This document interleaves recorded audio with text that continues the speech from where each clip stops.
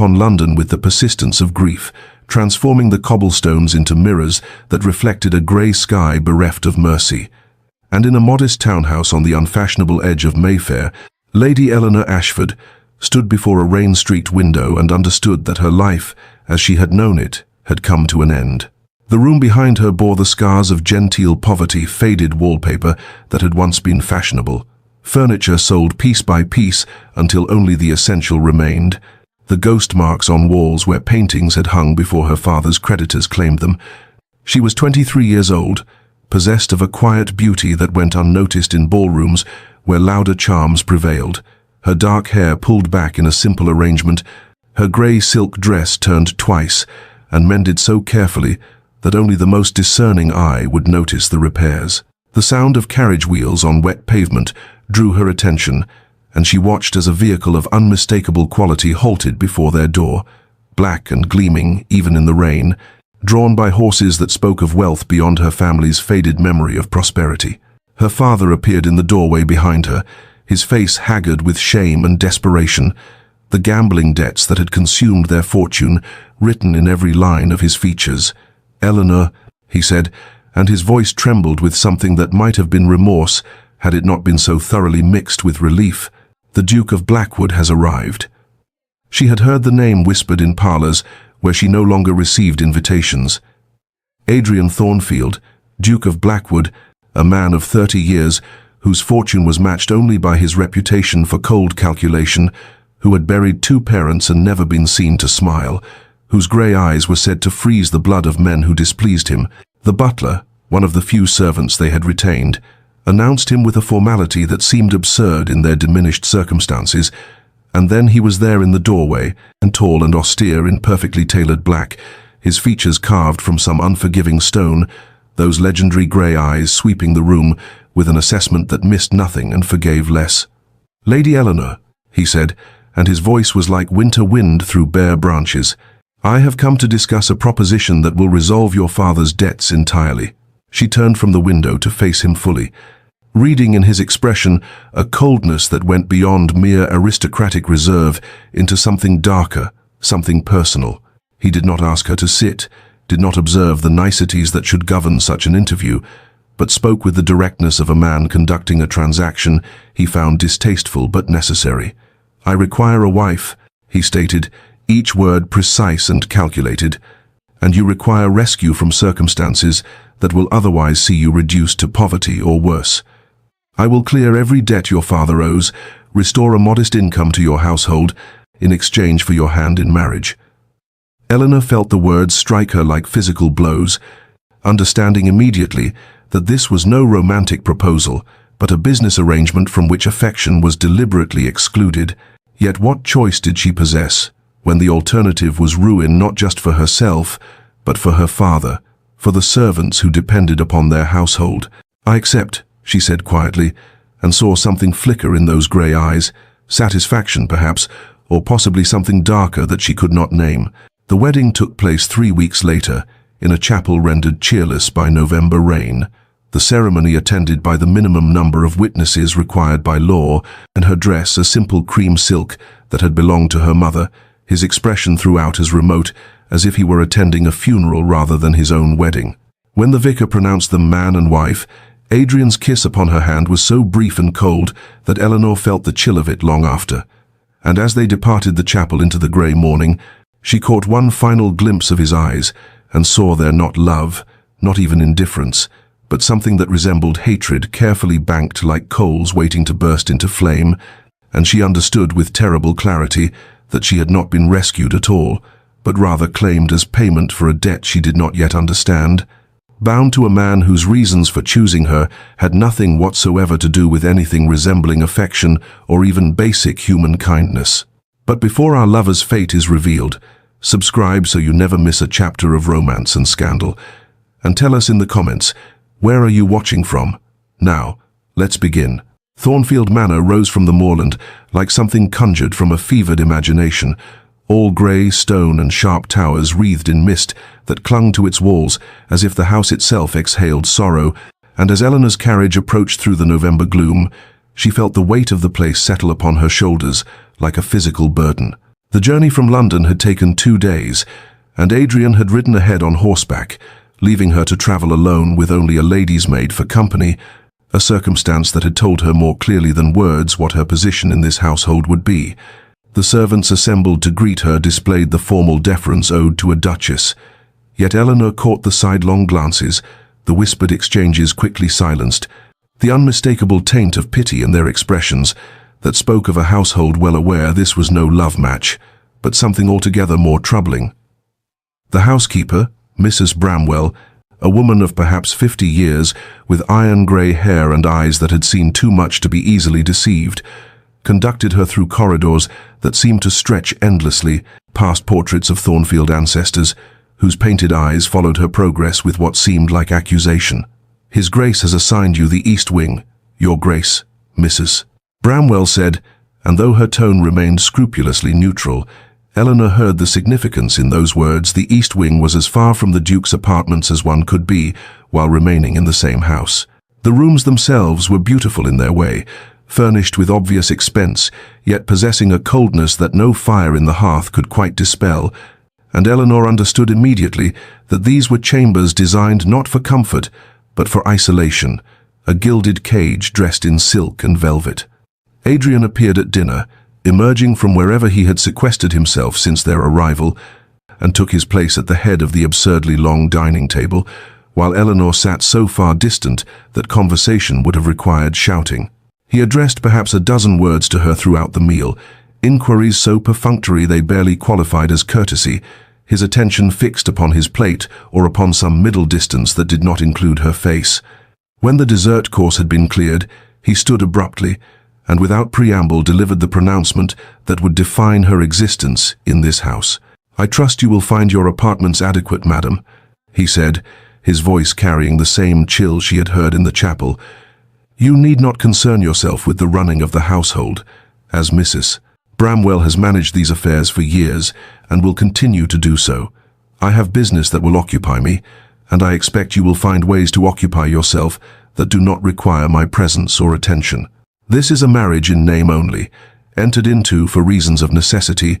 and you would do well to understand from the outset that I neither require nor desire anything resembling affection or companionship from this arrangement."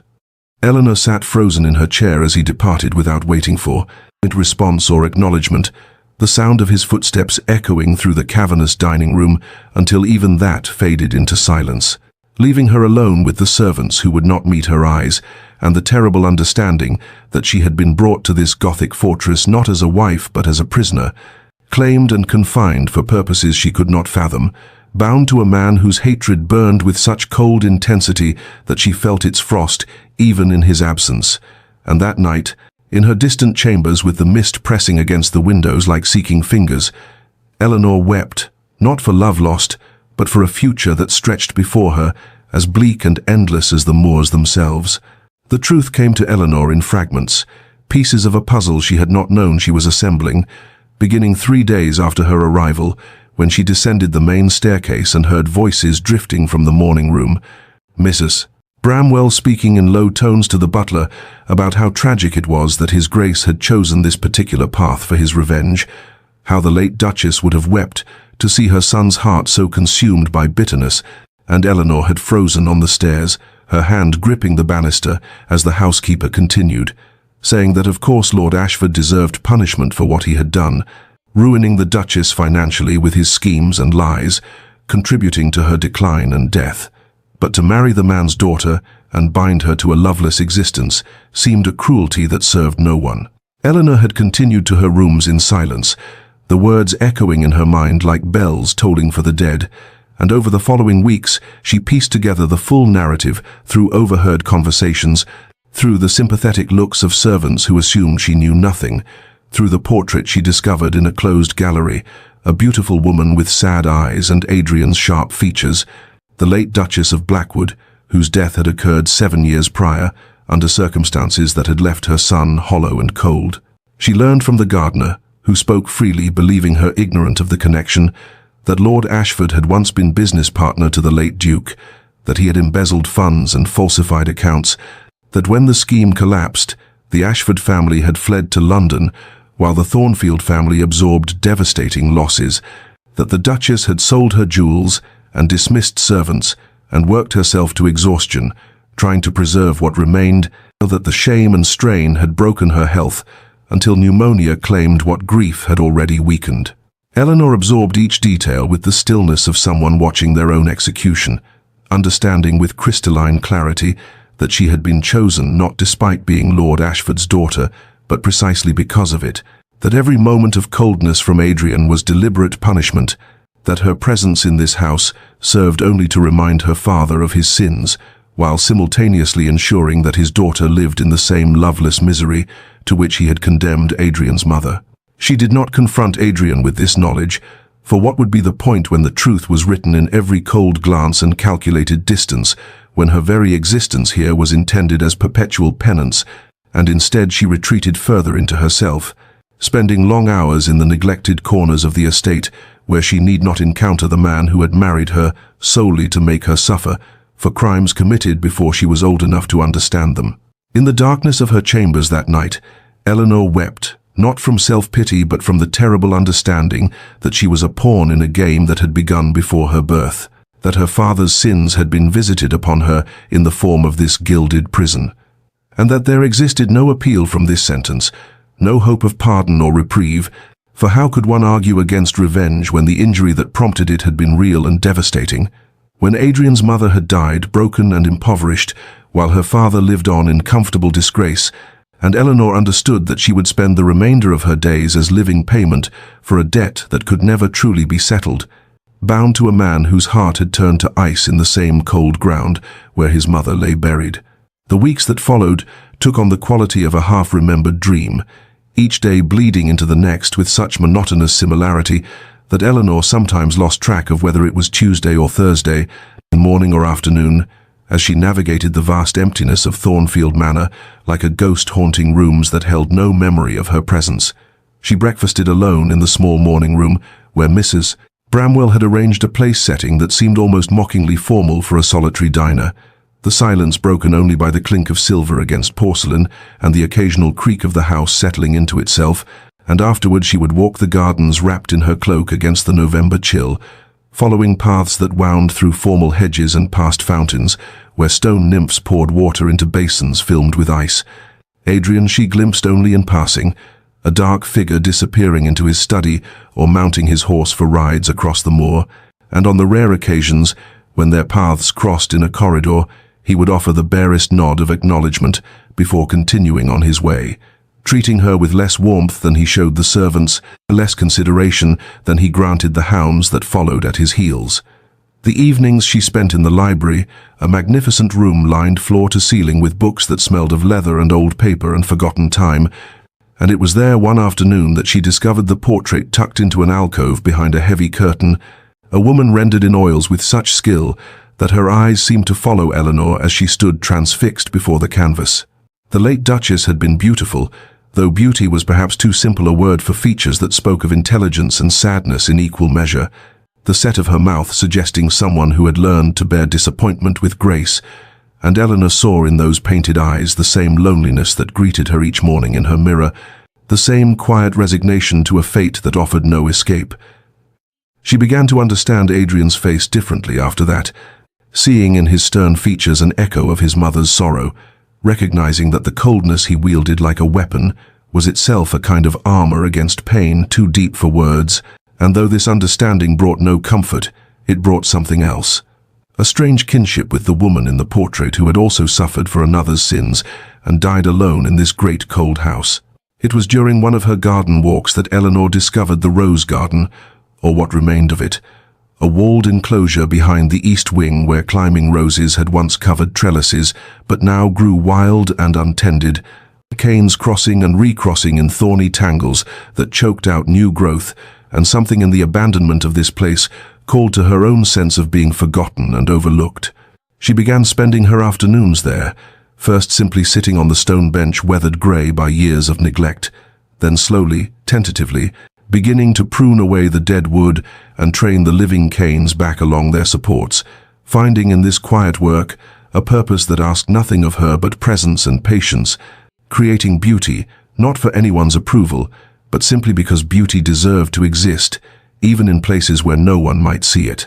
And as December approached and the first snow dusted the moors, Eleanor had cleared one entire section of the garden, revealing beneath the chaos the bones of something that had once been lovely and might, with time and care, be lovely again. The storm arrived on a December evening, with the kind of violence that transforms the moor into something primordial and threatening. Wind howling around the manor's stone walls like something alive and hungry, rain lashing the windows with such force that Eleanor could hear it even in the library, where she had retreated after dinner, the fire crackling in the hearth providing small comfort against the fury outside. She had been reading for perhaps an hour when the door opened and Adrian entered, his dark hair slightly disheveled as though he had just come in from the weather, and for a moment they simply stared at each other with the awkwardness of strangers forced into unexpected proximity,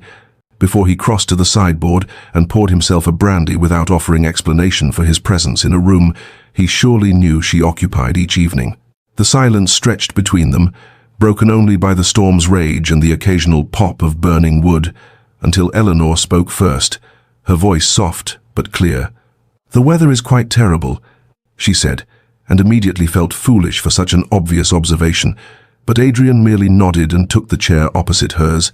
close enough to the fire that the light played across his features and softened the harsh lines that usually marked his face. They sat without speaking for long minutes, the storm providing excuse for their mutual silence, until lightning illuminated the room in stark white brilliance, followed by thunder so close the windows rattled in their frames, and Eleanor flinched despite herself, her book sliding from her lap to the floor. Adrian rose and retrieved it, their fingers brushing briefly as he handed it back to her, and perhaps it was the storm's wildness that loosened something in both of them, or perhaps it was simply exhaustion, with the careful dance of avoidance they had maintained for weeks. But when he sat down again, he said, "You need not fear the storm. The manor has stood through worse." "I do not fear it," Eleanor replied, surprising herself with the honesty that followed. "I find it almost comforting in its honesty, the way it makes no pretense of being anything other than what it is." Something flickered in Adrian's grey eyes, recognition perhaps, or surprise, and he studied her for a long moment before speaking again. "You have known storms of your own, I think." It was not a question but an observation,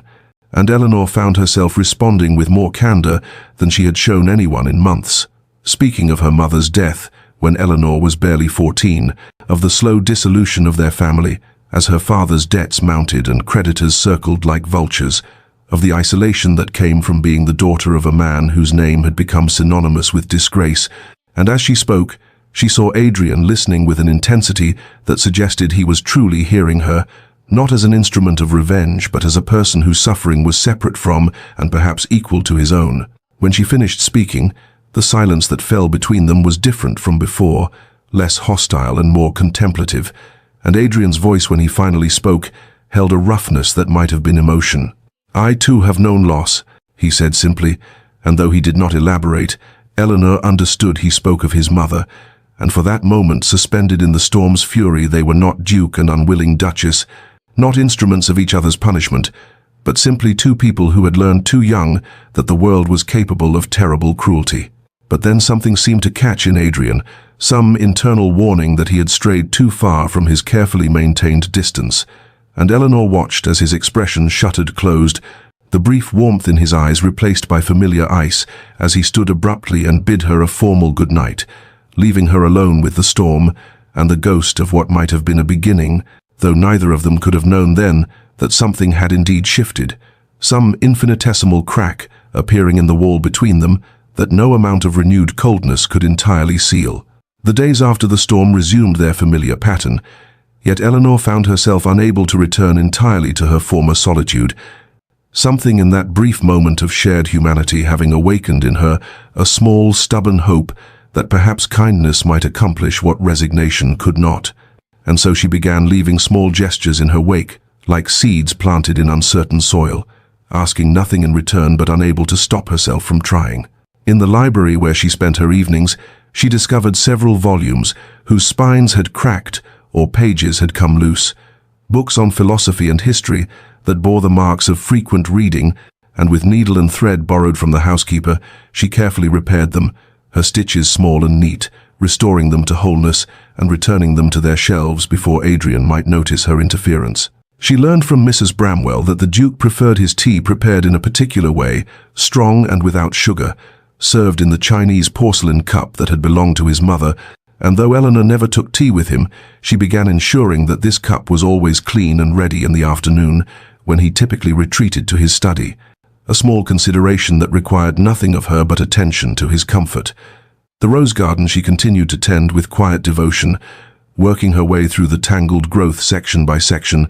and she noticed that one wall of climbing roses grew directly outside the tall windows of Adrian's study, so she paid particular care to this area, pruning away the dead canes and training the living ones to follow the old iron framework, imagining how they might look in spring when the buds unfurled into bloom, a splash of color against the grey stone visible from his desk if he ever bothered to look. She asked for nothing, expected nothing, simply moved through the manor, leaving these small kindnesses behind her, like footprints in snow, not because she believed they would change anything, but because she had spent too many years in her father's house, watching kindness wither from disuse, and would not allow herself to become that hardened, that defeated, even in the face of Adrian's determined coldness.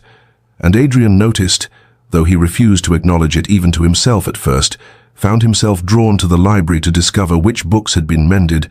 running his fingers along spines that no longer bore the scars of age, found his tea waiting precisely as he preferred it, though he had never expressed this preference to his wife,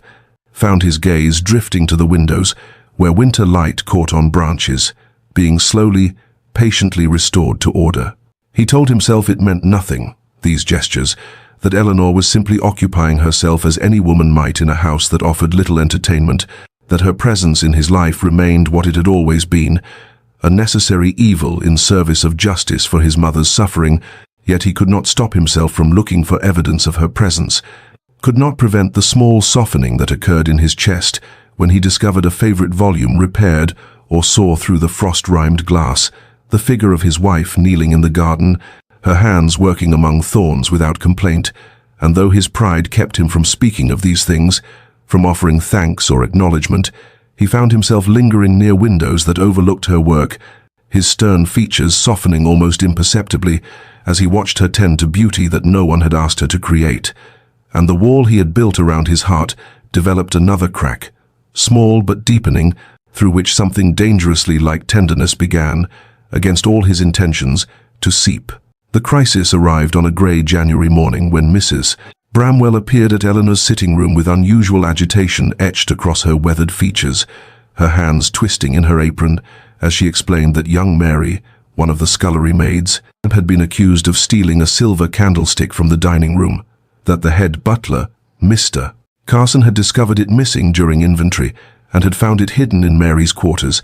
and that the Duke was being summoned to pass judgment, as was his right as master of the household. Eleanor's first instinct was to remain apart from household matters that did not concern her, yet something in Mrs. Bramwell's distressed expression and the remembered image of Mary, a slight girl of perhaps 16 with frightened eyes, who had once thanked Eleanor profusely for a kind word, compelled her to rise and make her way to the servants' hall, where the household had gathered in tense silence. She arrived to find Mary standing before Adrian, the girl's face pale and streaked with tears, her thin body trembling as she protested her innocence, while Mr. Carson stood rigid with indignation, insisting that the evidence was irrefutable and that theft could not be tolerated regardless of the girl's protestations.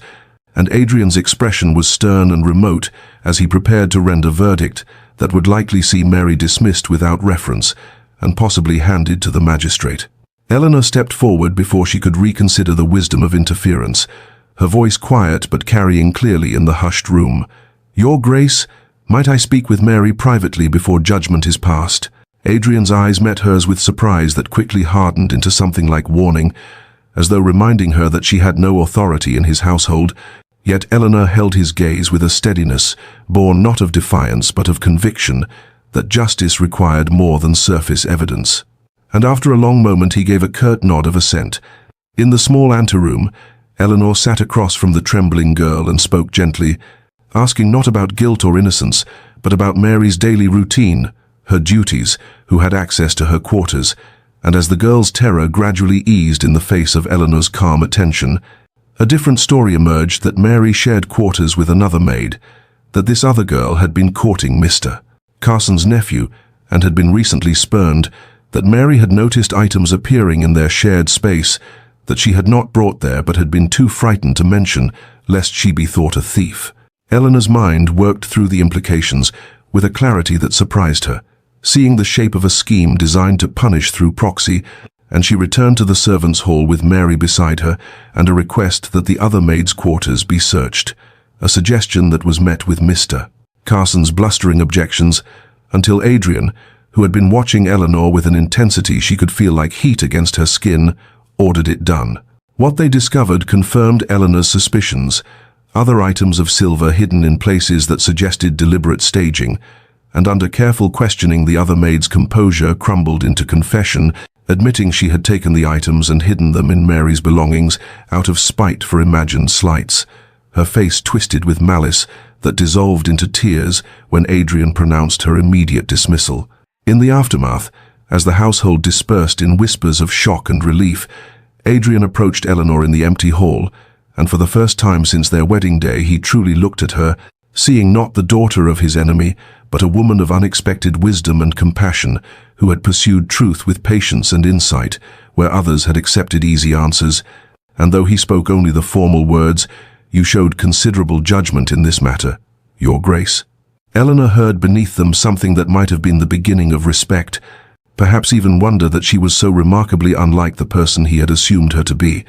And as she met his eyes, she saw the first genuine crack in his perception of her, the moment when she ceased to be merely her father's daughter and became, impossibly, herself. Autumn arrived at Thornfield Manor with its usual melancholy splendor, the gardens transforming into a tapestry of amber and crimson, and Adrian found himself standing at his study window far more frequently than duty required, his eyes inevitably drawn to the figure of his wife as she walked the gravel paths or knelt among the rose beds that had flourished under her patient care. And each time he caught himself in this observation, he felt a surge of self-loathing that warred with something far more dangerous and unwelcome. He told himself it was merely curiosity, this tendency to note when Eleanor appeared in the gardens,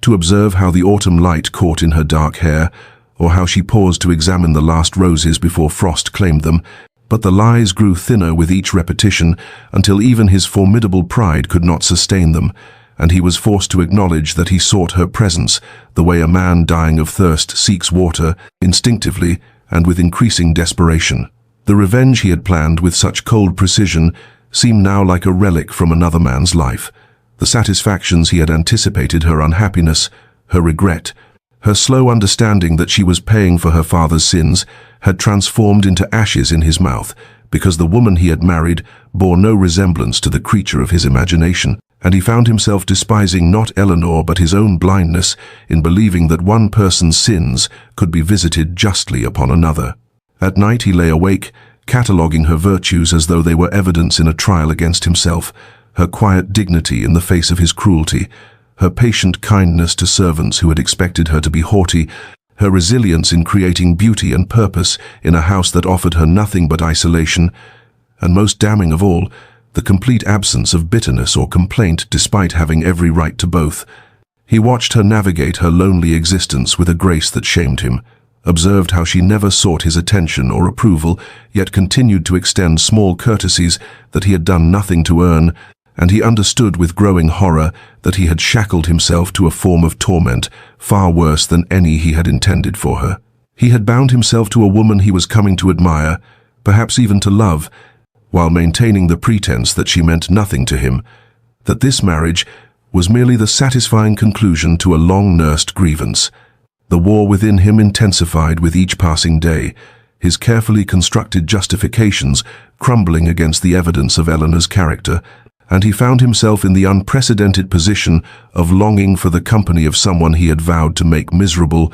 seeking opportunities to encounter her in the halls or library, while simultaneously avoiding any genuine interaction that might reveal the dangerous shift in his sentiments. He despised himself for this weakness, railed against it in the privacy of his thoughts, reminded himself of his mother's suffering and his sacred duty to exact payment for it,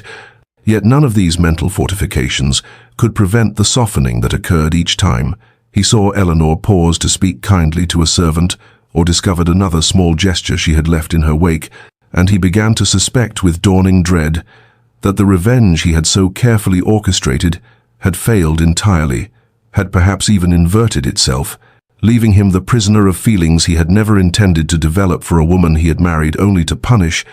and the realization that he might actually be falling in love with his own instrument of vengeance filled him with a self-directed fury that made his earlier coldness seem almost gentle by comparison. The fever came suddenly in the night, transforming Eleanor from her usual composed self into a figure of delirium and trembling weakness, and when Mrs. Bramwell discovered her the following morning, barely conscious and burning with heat that seemed to radiate from her very bones, the housekeeper's alarm brought Adrian running to Eleanor's chambers with a speed that surprised even himself, and the sight of his wife so diminished, her face flushed crimson against the white pillows and her breath coming in shallow gasps, struck him with a terror he had not felt since watching his mother decline years before. He summoned the physician immediately, dismissed the man's reassurances with barely controlled fury, when the doctor could offer nothing more than the standard remedies of cool cloths and time, and then, to the astonishment of the household staff, the Duke took up residence in the chair beside Eleanor's bed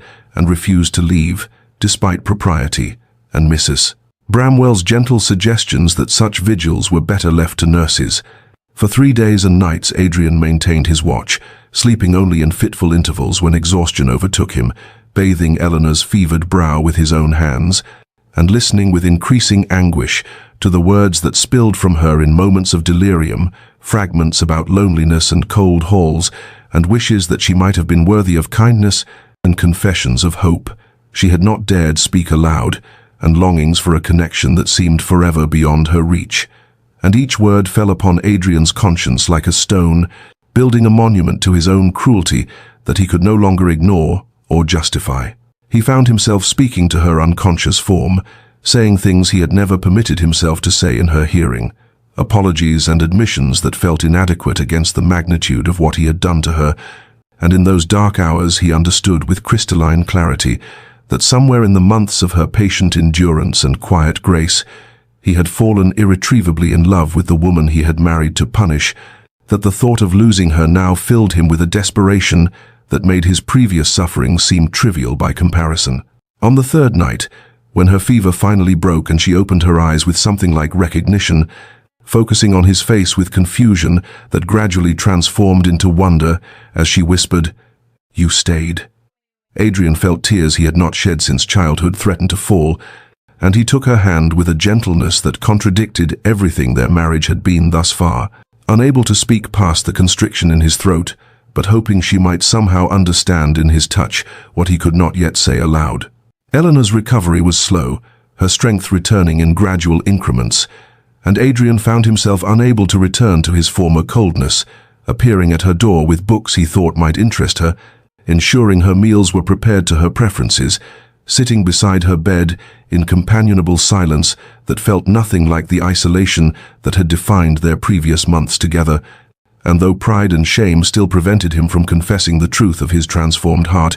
he knew that something fundamental had shifted between them, and that the walls he had so carefully constructed had crumbled during those 3 days of terror when he had faced the possibility of her death, and understood too late what she had come to mean to him, and what she had perhaps always meant, despite his determination to deny it. The evening Adrian first appeared at the dining room for dinner, Eleanor looked up from her solitary meal with such undisguised surprise that he felt shame burn through him at how thoroughly he had trained her to expect nothing from him,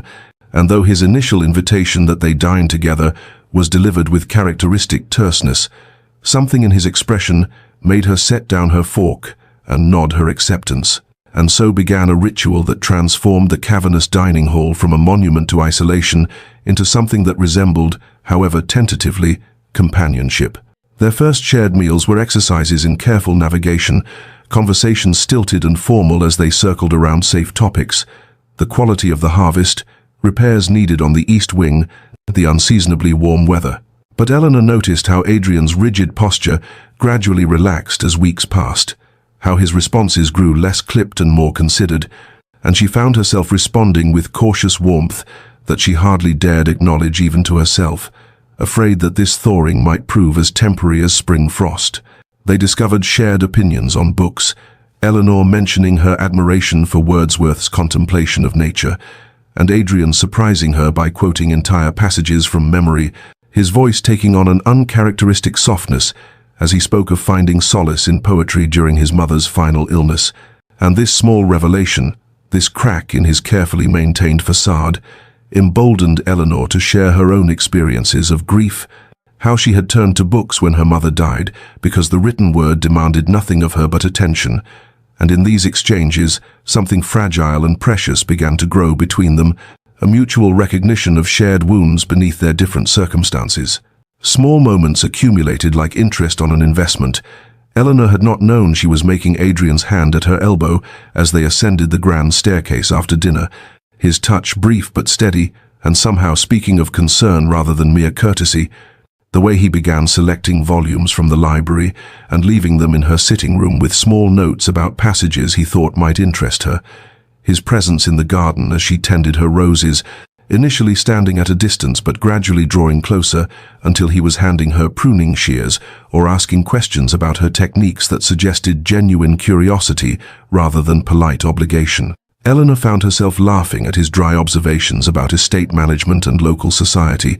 discovering beneath his severity a wit that was sharp but never cruel, and the sound of her own laughter seemed to surprise them both, filling spaces in Thornfield Manor that had known only silence and creating echoes that felt almost like happiness, or at least like its distant possibility. The silences between them transformed as well, losing their quality of isolation and taking on instead a companionable ease that Eleanor had not experienced since her mother's death. The moments when they sat in the library with their separate books, yet somehow together in a way that required no words, and she caught herself studying Adrian's profile in the firelight, noting how the harsh lines of his face softened in contemplation, how his hands so often clenched in what she had once thought was anger, but now recognized as his own form of restraint,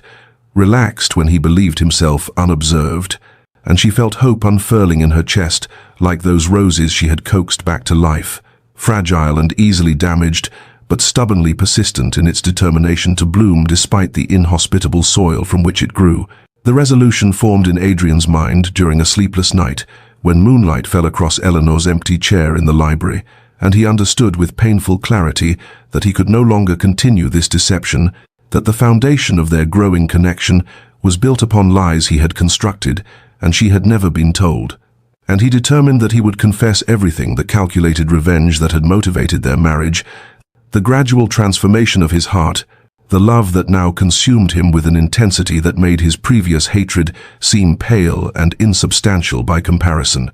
But when morning came and he found Eleanor in the conservatory tending to seedlings she was coaxing into life, the words died in his throat as he watched her gentle hands work the soil, and shame crashed over him like a wave, drowning his courage in the recognition of how thoroughly he had wronged this woman who had shown him nothing but quiet dignity in the face of his cruelty. He tried again during their evening meal, the confession forming and reforming in his mind as he watched her speak of a letter from a distant cousin, her face animated in a way it had not been when she first arrived at Thornfield Manor, and he opened his mouth to speak the truth, but heard himself instead asking about her opinion on expanding the rose gardens, the cowardice of his substitution burning in his chest, even as Eleanor's eyes lit with surprised pleasure at his interest in her project. Each day brought new attempts and new failures, moments when the truth pressed against his teeth like something physical demanding release. But always the same paralyzing question stopped him. How could he confess to marrying her for vengeance when she sat beside him in the library, reading aloud passages from novels that moved her, when she laughed at his observations with genuine delight, when she had begun to look at him with something that resembled trust and perhaps even the earliest seeds of affection, and would not his confession shatter whatever fragile thing was growing between them, replacing the warmth they had cultivated with the frost of betrayal? The weight of his deception grew heavier even as their connection deepened, a crushing pressure that accompanied every shared moment and transformed his joy in her presence into something bittersweet and aching, and Adrian found himself caught in an impossible position, unable to move forward into true intimacy, while this fundamental lie remained unspoken,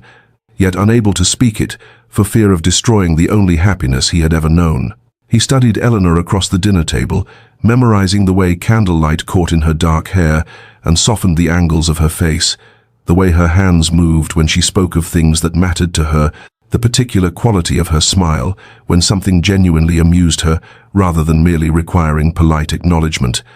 And he thought that surely she deserved to know the truth of what had brought her to Thornfield Manor, that she deserved the choice of whether to remain once she understood the calculated cruelty that had begun their union. Yet each time he gathered his courage to confess, he imagined the light dying in her eyes and found himself choosing silence once more, postponing the inevitable reckoning and hating himself for the postponement, even as he could not seem to stop making it. Day after day after day, Eleanor had been returning from the rose garden with soil still dark beneath her fingernails when she heard voices from Adrian's study, the door standing slightly ajar in a way that would have meant nothing to her months ago,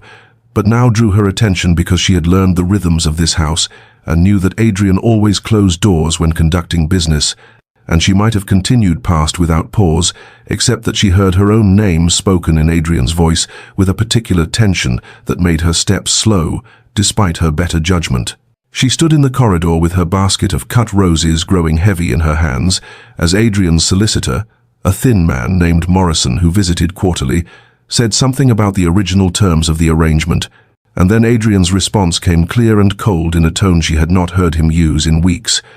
"The purpose has been served, Morrison. You need not concern yourself with the particulars," and the solicitor's reply about completing the legal documentation and finalizing matters struck Eleanor like a physical blow, driving the air from her lungs as understanding crashed over her with the force of winter wind. She understood then, or believed she understood,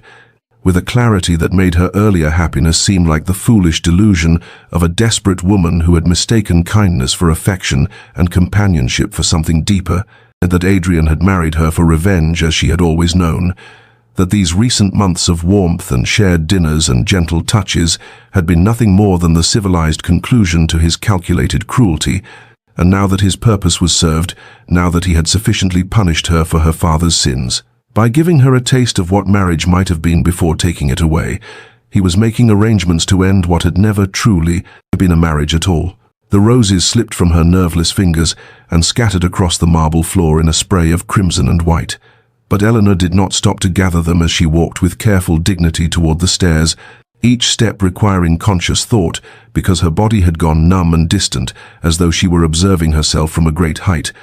and she thought with bitter clarity that the pain of this moment was worse than anything she had endured in the early days of their marriage, because then she had expected nothing, and now she had committed the fatal error of hoping, of allowing herself to believe that perhaps she might be valued for herself rather than as an instrument of vengeance, of imagining that the man who quoted poetry to her over dinner and left books in her sitting room might have come to care for her as something more than a symbol of her father's debts. She reached her chambers and closed the door with a quiet click that seemed to echo through the empty rooms,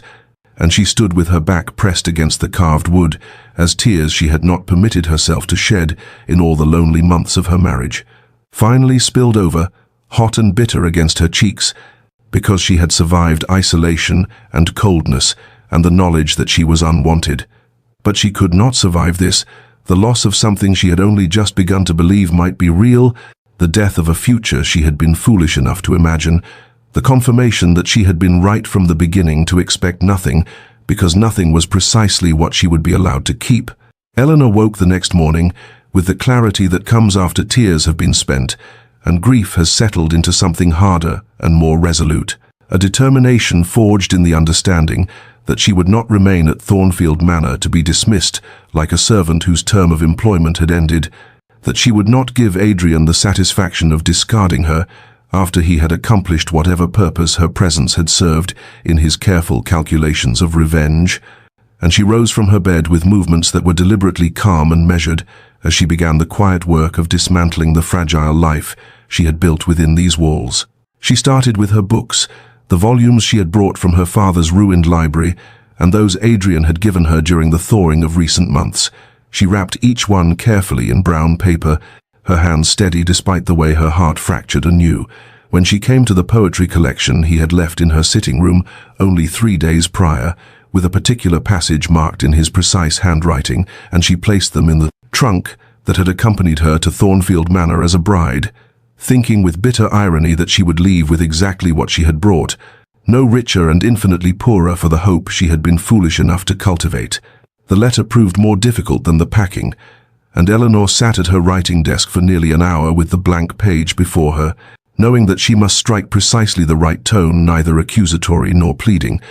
neither angry nor pathetic, that she must release Adrian from their arrangement with the same dignity she had maintained throughout their marriage, giving him no reason to remember her with anything but perhaps the faintest shadow of regret that he had not appreciated what he had possessed while he possessed it. She wrote and rewrote the opening lines, discarding phrases that revealed too much hurt or too little pride, until finally she achieved the cool, formal tone she sought, writing that she understood the arrangement that had brought them together had served its purpose, that she released him from any further obligation to maintain the fiction of their marriage, that she would retire to the country cottage her mother's sister had left her and trouble him no more with her presence, and she thanked him with perfect politeness for the shelter he had provided and wished him well in his future endeavors, signing her name with a flourish that she hoped concealed the way her hand trembled as she sealed the letter with wax. She instructed her maid, young Annie, who had been kind to her from the beginning, to pack only what was truly hers, refusing to take anything that had been provided by Adrian or purchased with Thornfield funds, and Annie wept as she folded gowns and wrapped trinkets, asking in a small voice if there had been some terrible argument, if perhaps the Duchess might reconsider. But Eleanor touched the girl's shoulder with gentle finality, and said only that some things were never meant to last, and one must know when to leave with grace, rather than wait to be expelled with shame. The work of packing occupied her hands, but not her mind, and as Eleanor wrapped the small watercolor she had painted of the rose garden in its spring glory, she permitted herself one moment of grieving for the future. She had imagined the children she had begun to picture running through Thornfield's halls, the years of companionship growing deeper and richer, the possibility that she might have been loved for herself rather than despised for her father's sins. And then she placed the painting in the trunk and closed that particular door of hope with the same decisive finality with which she would soon close the door of Thornfield Manor behind her, knowing that her heartbreak must remain private and her determination absolute, that she would leave at dawn and never look back at what might have been. Adrian had been in his study, reviewing correspondence that held no meaning to him, the words blurring on the page as his mind returned again and again to the conversation he must have with Eleanor, the confession that grew more impossible with each passing hour, when he noticed through the window a carriage being prepared in the courtyard at an unusual hour, and something in the careful way the servants moved their sidelong glances toward the east wing sent a cold dread sliding through his chest that propelled him from his chair and up the stairs with a speed that would have seemed undignified had he cared for dignity in that moment, and he arrived at Eleanor's chambers to find Annie directing footmen with trunks, her eyes red-rimmed and her face set in the particular expression of someone trying very hard not to weep, and when she saw him, she curtsied with trembling hands and said in a voice barely above a whisper that the Duchess had given instructions for her departure at first light. The words struck Adrian with the force of a physical blow, driving him past the threshold into Eleanor's sitting room, where he found evidence of systematic dismantling, the books gone from their shelves, the small watercolors removed from the walls, the embroidery frame that usually sat by the window conspicuously absent, and on the writing desk he saw the letter, his name written in Eleanor's careful script on the folded paper that seemed to pulse with terrible significance in the afternoon light streaming through the windows. He took it up with hands that had negotiated fortunes and signed documents that moved thousands of pounds without tremor, but now shook like leaves in winter wind, and as he read her words so carefully composed, so perfectly polite, so absolutely final, he felt the architecture of his entire existence crumbling beneath him, each phrase another stone pulled from the foundation until he stood in the ruins of his own making, his understanding with devastating clarity that she believed he wanted her gone, that she thought the arrangement had served its purpose, that she was releasing him from obligations he had never felt more bound by in his life. The carefully constructed revenge that had consumed him for years revealed itself in that moment as the pathetic delusion it had always been. He had married her to punish her for her father's sins, to bind her to a loveless existence as payment for debts that were not hers to bear. But somewhere in the months of her quiet grace and accumulated kindnesses, in the evenings of shared conversation, and the small moments of laughter that had crept into the spaces between his carefully maintained coldness, and he had fallen so completely in love with her that the thought of losing her now was agony beyond anything his revenge had ever intended to inflict. And he saw with terrible irony that he had succeeded only in destroying himself, that his carefully laid plans had transformed not her into a prisoner of misery,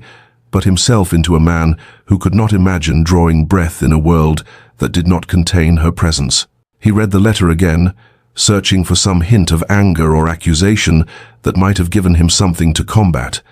But there was only her dignified acceptance and gracious release, and he understood that she was doing what she had always done, bearing her pain with quiet strength,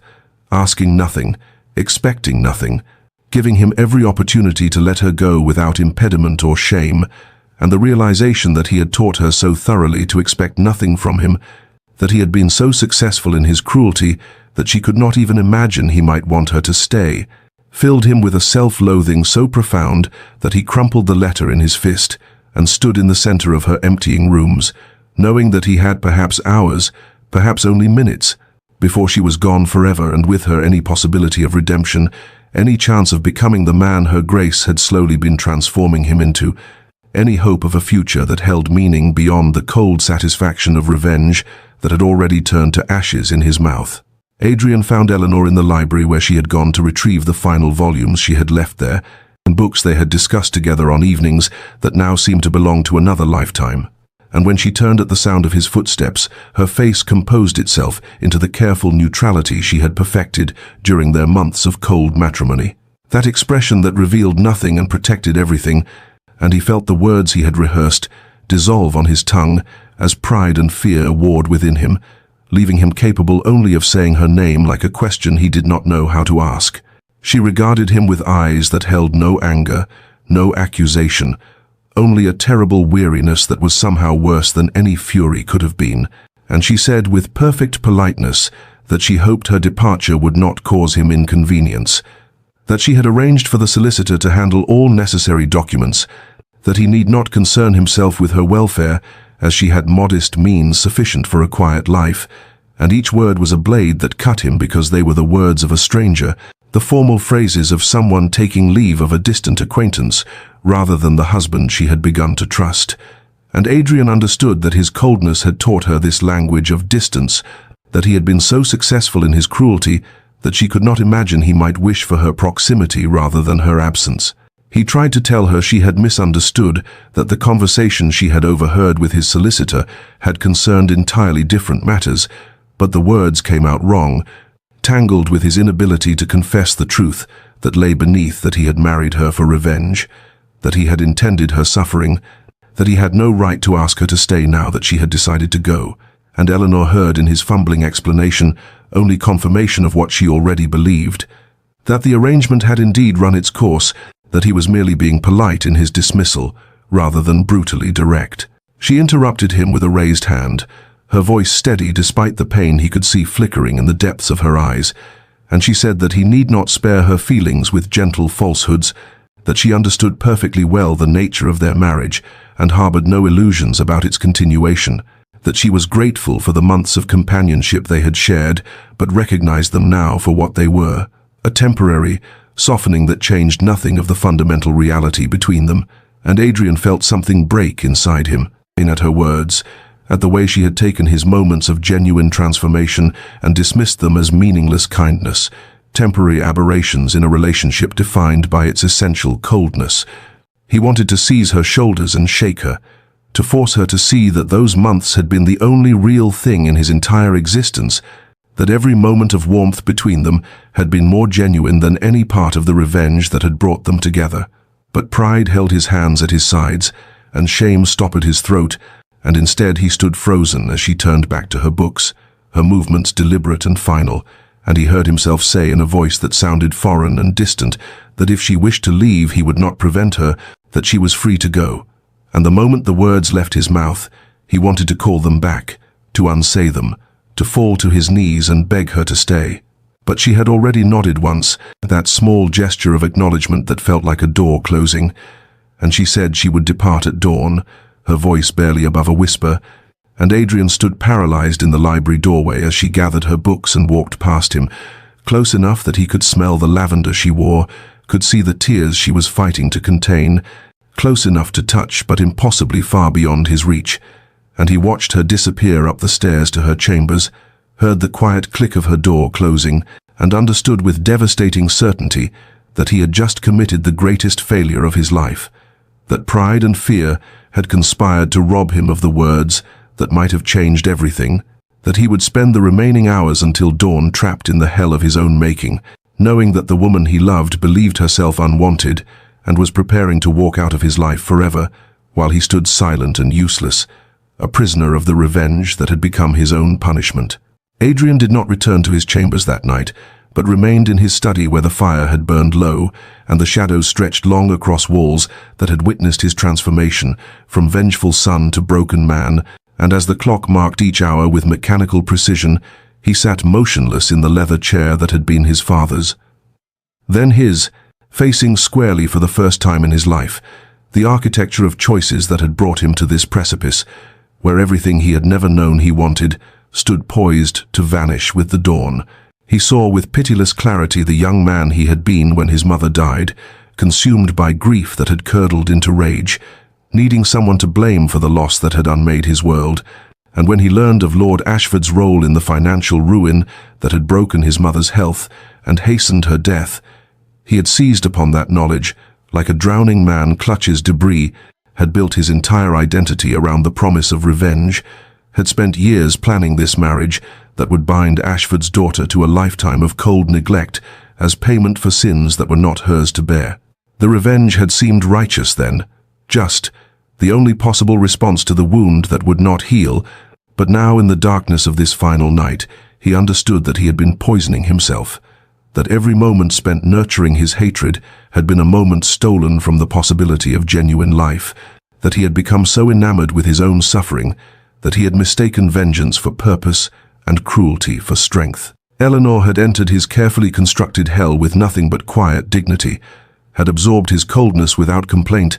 had tended abandoned gardens and repaired torn books, and shown kindness to servants and asked absolutely nothing in return. And somewhere in the accumulation of those small graces, she had begun dismantling the fortress he had built around his heart, brick by brick, rose by rose,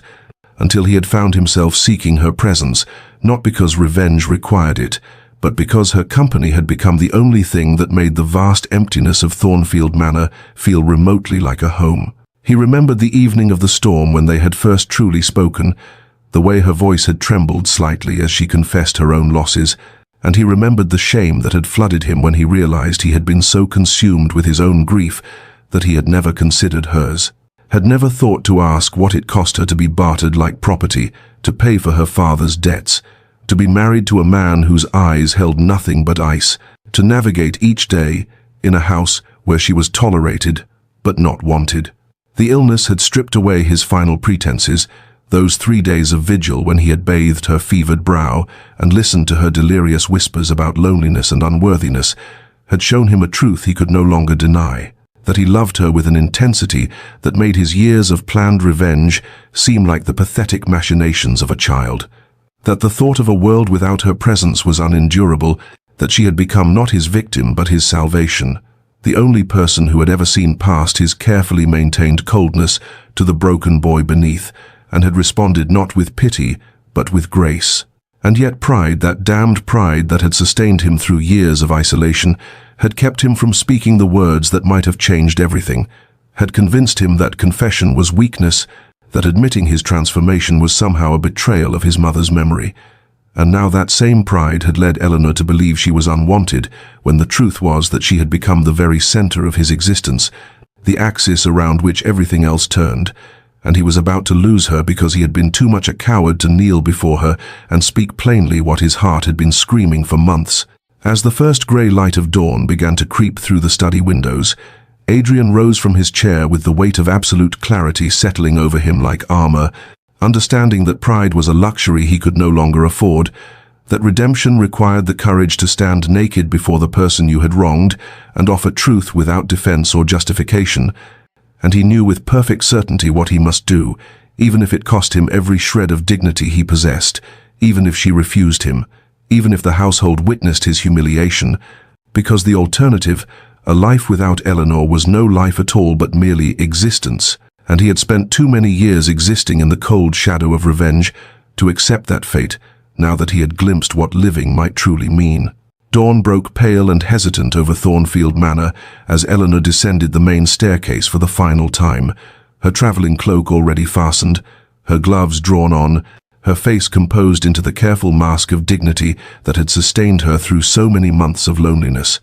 And the household staff had gathered in the entrance hall with expressions that ranged from pity to sorrow, for in the months she had lived among them, she had earned their affection through small kindnesses they had not forgotten, and her trunks stood waiting by the door like sentinels marking the end of something that had never quite been allowed to begin. She was giving final instructions to Mrs. Hartwell about forwarding any remaining correspondence when the study door opened and Adrian emerged,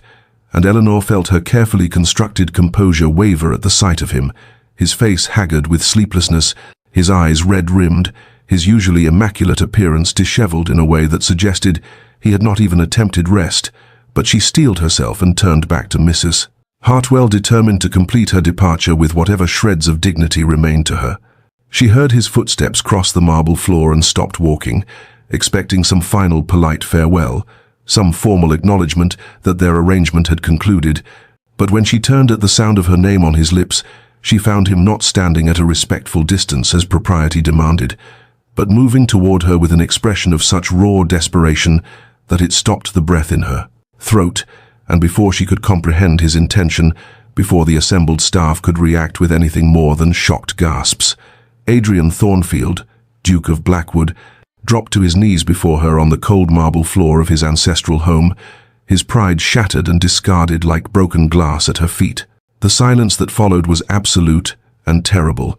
broken only by the ticking of the grandfather clock and the sound of someone's strangled sob, and Eleanor stood frozen as Adrian looked up at her with eyes that held no trace of the ice that had defined their first meeting. Only a vulnerability so complete it was almost unbearable to witness, and when he spoke, his voice carried through the entrance hall with a clarity that ensured every servant, every witness to this unprecedented scene, would hear the words that cost him everything he had spent his life protecting. He confessed it all: how he had married her for revenge, how her father's actions had destroyed his mother, and he had sought to punish that sin by binding Eleanor to a lifetime of loveless matrimony, how he had intended her suffering as payment for debts that were never hers to bear. And the words fell from his lips like stones, each one a weight he had carried alone, each one an admission of cruelty that made Eleanor's hand fly to her mouth in horror, not at the revelation itself, which she had long suspected, but at hearing him strip away every pretense before witnesses who would carry this story beyond these walls, destroying his reputation with a thoroughness that spoke to how little he cared for anything beyond this moment, beyond her. But he did not stop with confession of his sins, he continued, his voice breaking now, to tell her how she had undone him, how her quiet grace had dismantled his revenge, piece by piece, until he no longer recognized the man he had been, how the roses she tended had bloomed in the wasteland of his heart, how her kindness to servants, and her dignity in suffering, and her willingness to find beauty in abandonment, had shown him what love might look like, if he were brave enough to reach for it. And he told her that he loved her with an intensity that terrified him, that the months of growing closeness had been the only honest thing in his entire existence, that he would spend the rest of his life earning her forgiveness if she would grant him the chance, but that if she chose to leave, he would not prevent her because she deserved freedom more than he deserved redemption. He asked for nothing, promised everything, promised honesty, promised partnership, promised to spend every remaining day proving himself worthy of the grace she had already shown him, and then he fell silent, still kneeling, his fate entirely in her hands, and Eleanor stood above him, trembling with emotions she could not name, aware of every eye upon them, aware that her next words would determine not just her own future, but whether redemption was possible for a man who had finally found the courage to kneel. Eleanor stood motionless in the entrance hall of Thornfield Manor, with her heart a battlefield where fury warred with compassion,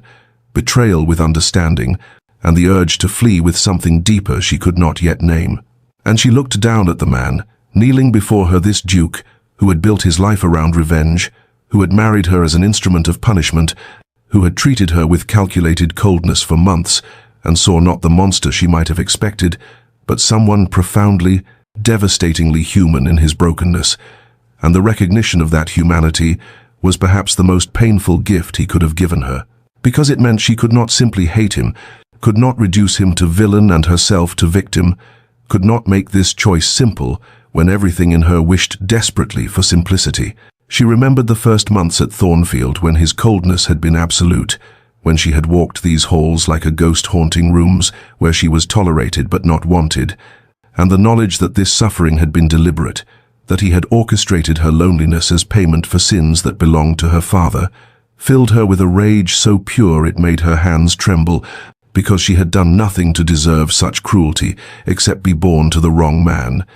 And he had punished her anyway, had made her pay for debts she had never incurred, and had stolen months of her life and dedicated them to vengeance against a girl who had already lost so much. But against that rage stood the evidence of transformation, the way his demeanor had shifted almost imperceptibly over autumn, the dinners where conversation had moved from stilted formality to genuine exchange, the moment his hand had steadied her on the stairs and lingered a heartbeat longer than necessary, the tenderness in his eyes during her illness, when he had thought she was too fevered to notice, the accumulated small kindnesses that had made her begin to hope that perhaps this cold marriage might thaw into something approaching partnership. And she understood now that those changes had been real, that the man who had sought her presence and made her laugh with dry wit and looked at her as though she mattered had not been performing a deception, but struggling against his own history to become someone capable of love. She thought of the roses she had tended in those abandoned gardens, how they had grown from neglected soil, how beauty could emerge from the most unlikely places if given patience and care, and she wondered whether the same might be true of love, whether something genuine could take root in ground poisoned by revenge, if both parties had the courage to nurture it. And the question that consumed her now was not whether he had wronged her, that was undeniable, but whether redemption was possible, whether people could truly transform, whether the man kneeling before her with tears on his face and his pride shattered at her feet was the same man who had married her for vengeance, or someone who had been remade through the very grace he had sought to deny her. The servants watched in breathless silence, and Eleanor felt the weight of her choice pressing down like a physical thing, understanding that if she walked through those doors, she would be choosing safety over possibility, protection over risk, and perhaps that would be the wise choice, and the choice any sensible woman would make. But she had spent so many months being sensible, being dignified, being alone, and she was so very tired of choosing only what was safe when her heart was pulling her towards something far more dangerous and infinitely more real. And as she looked into Adrian's eyes and saw the man he had become warring with the man he had been, Eleanor understood that her choice would determine not just her own future, but whether redemption was merely a pretty word or something that could actually transform the landscape of two broken lives into ground where love might finally, against all odds, take root and grow. Eleanor's voice, when she finally spoke, was quiet but steady, carrying through the entrance hall with a clarity that made every servant hold their breath, and she said, "Rise, your grace," and watched as Adrian looked up at her with something like hope warring with despair in his eyes, and she continued, "I will not leave Thornfield Manor today," and the collective exhalation from the assembled staff was audible, but Eleanor raised her hand because she was not finished, and she needed him to understand that her staying was not the same as absolution, that forgiveness was not a gift she could bestow in a single moment, but a territory they would have to map together through honest navigation of all the pain that lay between them. And she told him that they would begin again, truly begin, with no pretenses and no secrets, building something real from the ruins of what had been broken, but that this would take time and effort, and a willingness from both of them to be more courageous than either had yet proven themselves to be. The weeks that followed were unlike anything that had come before because they moved through Thornfield as two people learning each other for the first time, And Adrian kept his promise of honesty with a thoroughness that sometimes made Eleanor's heart ache. He told her of his mother's final days, of the bitterness that had consumed him, and of the moments during their marriage when her kindness had cracked his resolve, and he had hated himself for softening. And Eleanor in turn shared her own truths, the loneliness of her childhood after her mother's death, her father's descent into gambling, the shame of being bartered like property. And these conversations were not easy or comfortable, but they were real, and reality was what they had lacked from the beginning. Spring arrived and found them walking the gardens together in the afternoons, not touching but present to one another in ways that would have been impossible months before. And Adrian asked her opinion on estate matters and actually listened to her responses, implemented her suggestions about the tenant farms. And Eleanor discovered that beneath his aristocratic reserve lay a mind that delighted in debate, and a humor so dry it took her weeks to recognize when he was jesting. And she found herself laughing in ways she had not since her mother lived. She found herself seeking his company, not from duty, but from genuine desire, to hear his thoughts on the book she was reading or the roses that were beginning to bloom again in gardens they now tended together. Summer brought the first touch accidental at first, his hand brushing hers as they reached for the same volume in the library, and the electricity of that contact made them both freeze,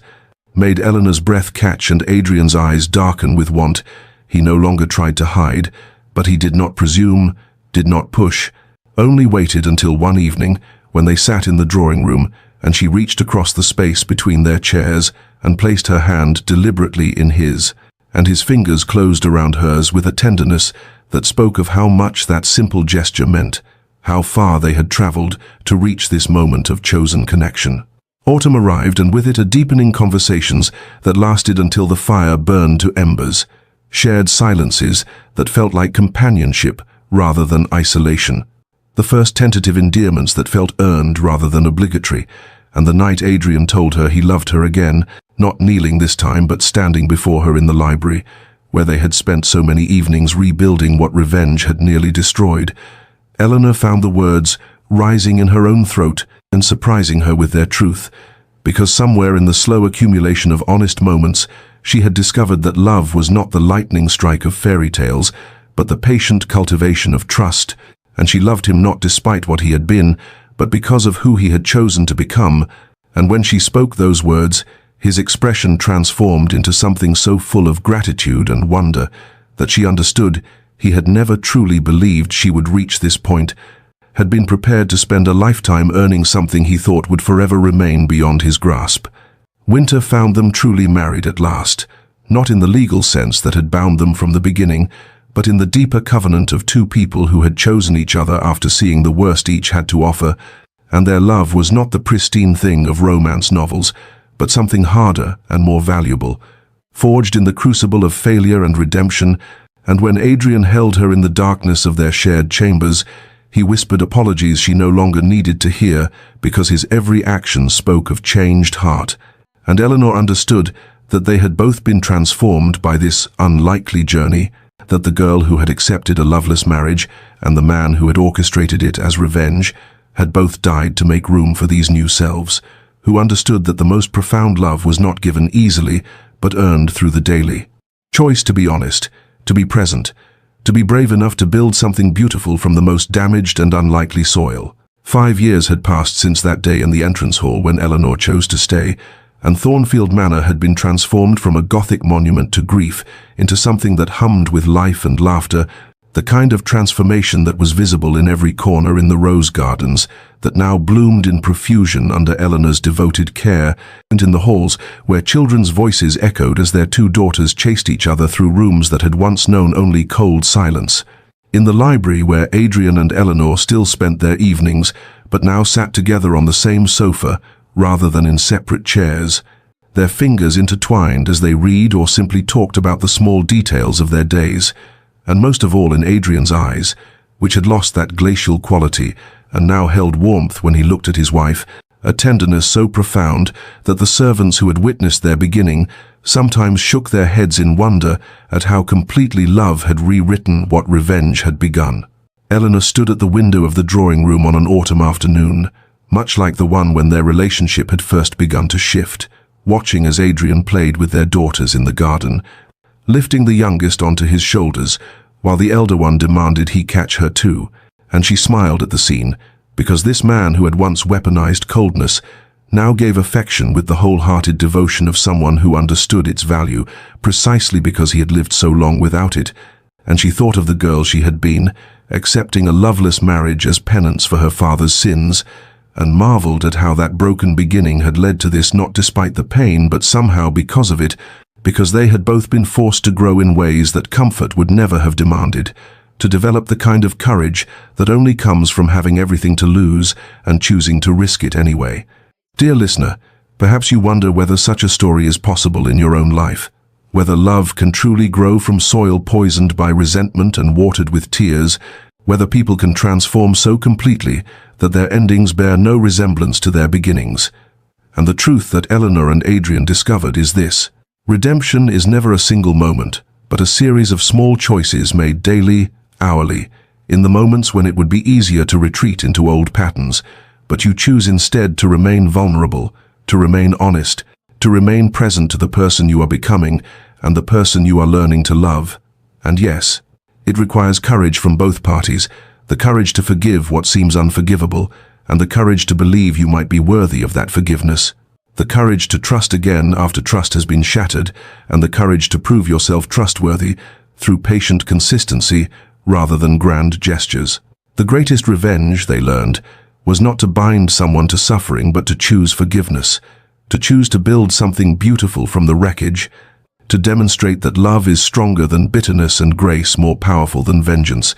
And if you are carrying the weight of past hurts or living with the consequences of choices you regret, know that transformation is possible, that endings can be rewritten, that the soil of your life, however damaged it may seem, can still produce beauty if you are willing to tend it with patience, with honesty, with the kind of vulnerable courage that refuses to let fear make your choices for you. May you find the strength to forgive what needs forgiving, and the wisdom to know when you are being offered genuine transformation rather than empty promises. May you have the courage to stay when staying is the harder choice, and the clarity to leave when leaving is the necessary one. And may you discover, as Eleanor and Adrian did, that the deepest love is not the easiest love, but the love that has been tested and refined and chosen again and again until it becomes as essential as breath. And may you rest well tonight, knowing that your story is not yet finished, that redemption is always possible, and that grace has a way of finding root in the most unlikely places if you are brave enough to let it grow. Until next time, this is Enchanted Quill, reminding you that every ending is also a beginning, and the most beautiful chapters of your life may be the ones you never saw coming. Sleep well, dear listener, and dream of second chances.